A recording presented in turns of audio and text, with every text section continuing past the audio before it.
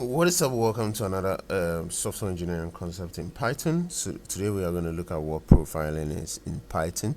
Profiling is a systematic measurement and analysis of a Python's program's performance during execution. It actually collects detailed statistics on function calls, execution time, and memory usage to help developers understand exactly how their code behaves in real-world conditions.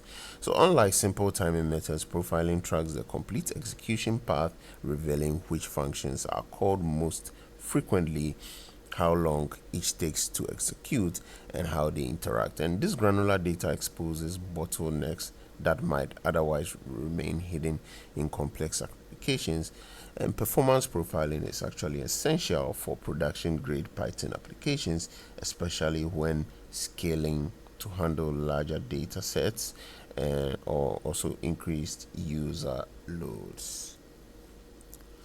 So what's the benefit of it? It pinpoints exact locations of performance bottlenecks, and then it provides objective metrics rather than assumptions. Okay, and it prevents premature optimization of already efficient code.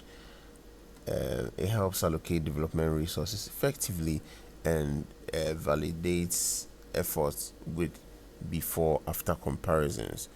So there are some common profiling tools: the CIF profile, which is built in, and then there are third-party options: the line profiler for line by line analysis, memory profiler for memory usage tracking, and PySpy for sampling out without code modification.